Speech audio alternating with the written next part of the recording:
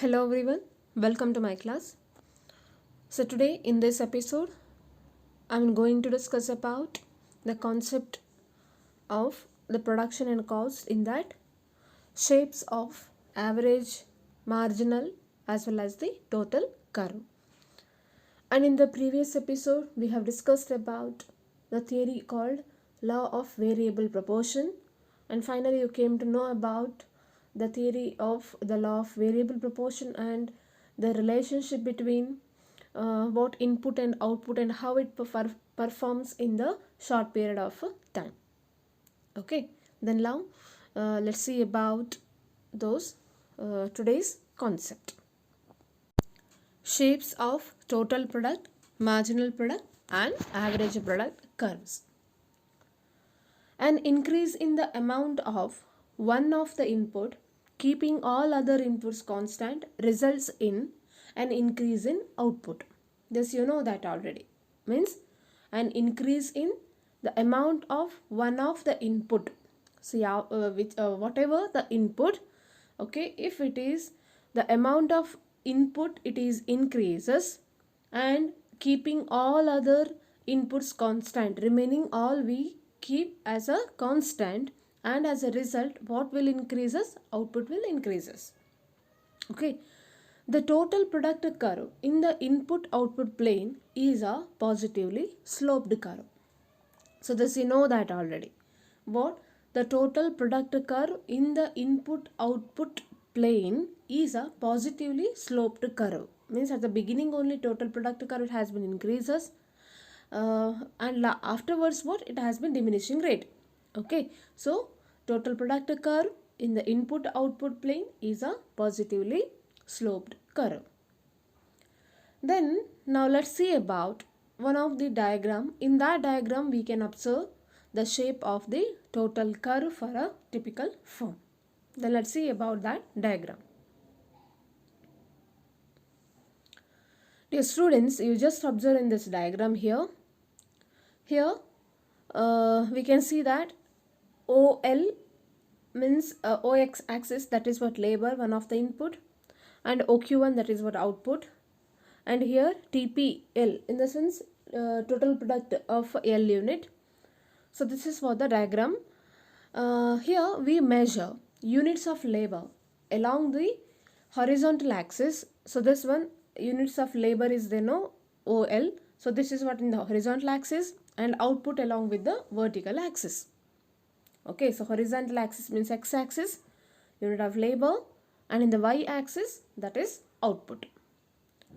Now with L unit of labor, so L is what here? Labor, and the firm can at most produce Q1 units of output. See here, so here this is what input, right? This is what L unit of input. So by using this L unit of labor means input, so here firm has been produces the quantity of output is what? Q1 level. Once again I'll tell you, see here, L is what? The labor, means by using the input of L unit of labor, and the firm has been produces this much, means how much? Q1 level of output. Okay, so according to the law of variable proportions, the marginal product of a input initially rises, and then after a certain level of employment it starts falling. This you know that the marginal product of what?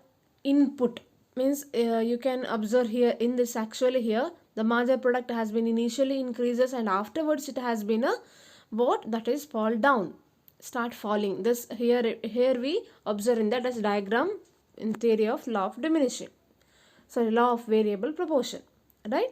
So that the MP curve therefore looks like an inverse U-shaped curve, that is in the figure 3.2. Let me see about that figure also. So remember, so for that reason MP means marginal product curve, that is in the U-shaped curve. So why the marginal product curve is U-shaped?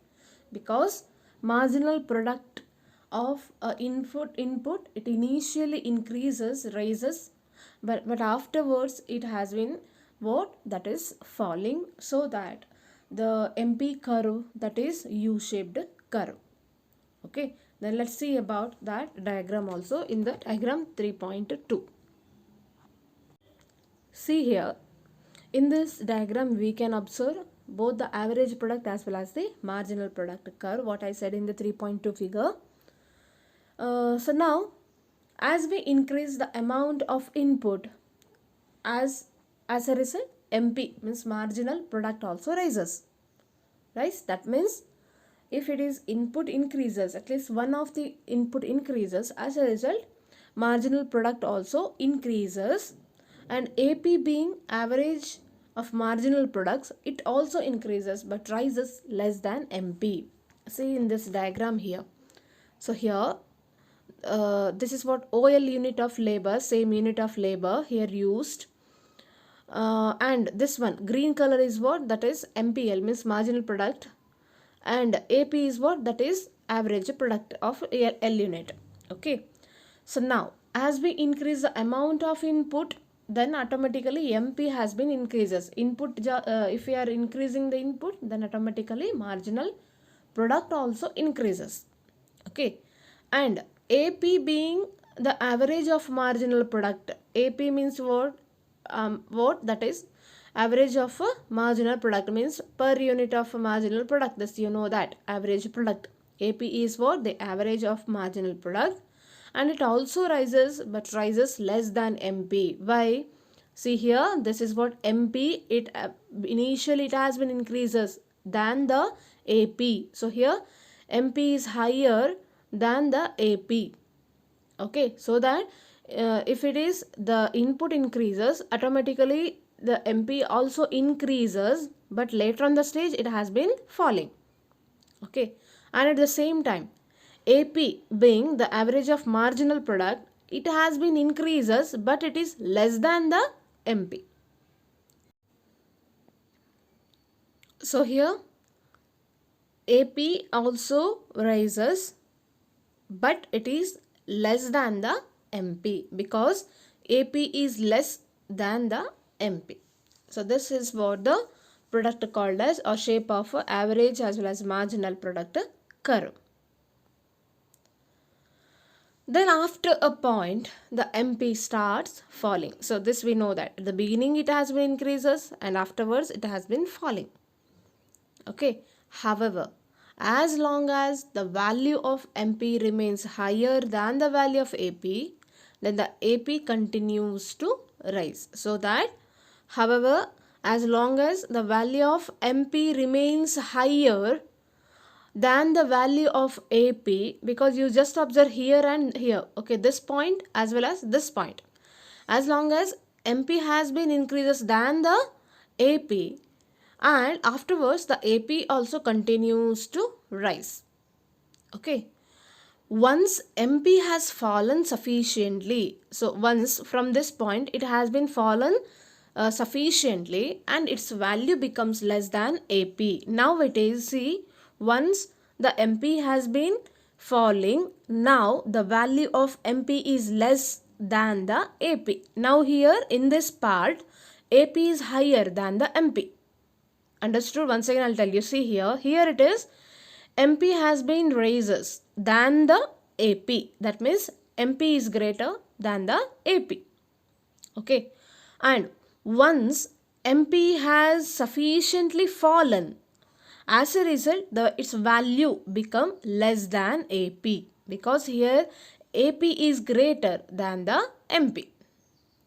Okay, and its value become less than AP, and the AP also afterwards AP also starts falling. So once the MP has been falls, automatically AP also falls, but here MP is less than the AP.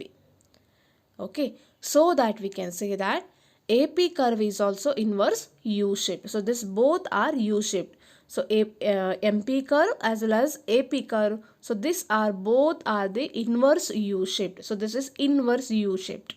Okay, understood? So here both the MP curve as well as AP curve, this is inversed U-shape. This remember point, inverse U-shape.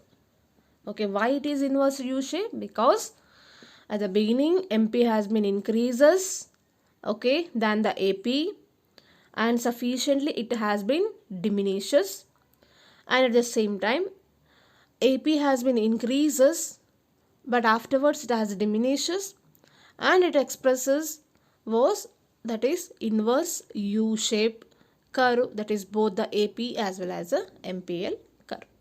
Okay, so this is what mainly regarding the shapes of a total product, average product as well as marginal product. As long as AP increases, it must be the case that MP is greater than AP, otherwise AP cannot rise. So this point you have to remember. This is what feature we can say, that as long as AP increases, it must be the case that MP is greater than AP. Okay, so here as long as AP has been increases, this we know that, but one of the important target is what?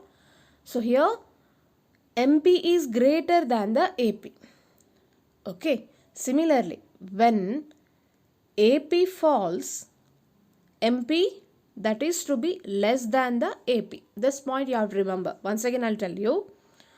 So when AP increases, and it must be the case that MP is higher than the AP. This point remember. So when AP increases, then definitely MP is greater than the AP. Means MP is also increases, but it is greater than MP. Sorry, greater than AP. Okay. Similarly, when AP falls, so here now MP is less than the AP. That means AP is a higher.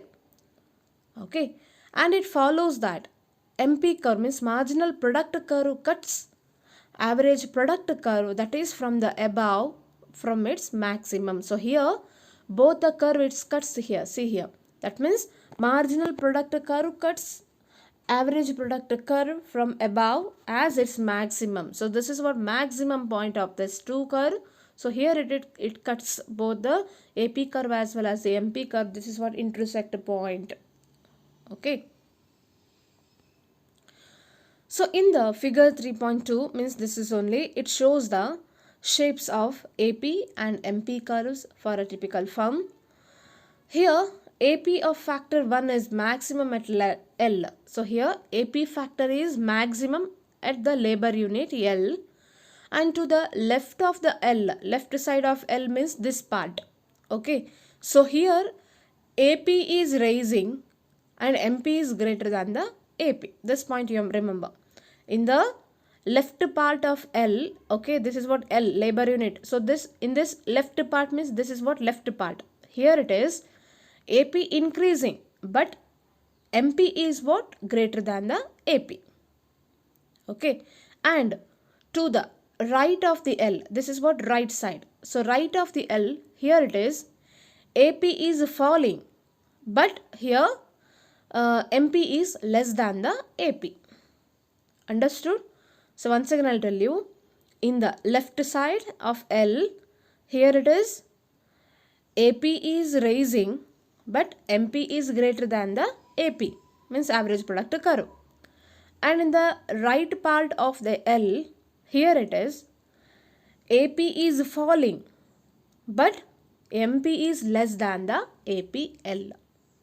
Okay, this is what the typical firm, total as well as margin, average product as well as a marginal product, and here it is intersected point at P, and this is called as the inverse U-shape curve.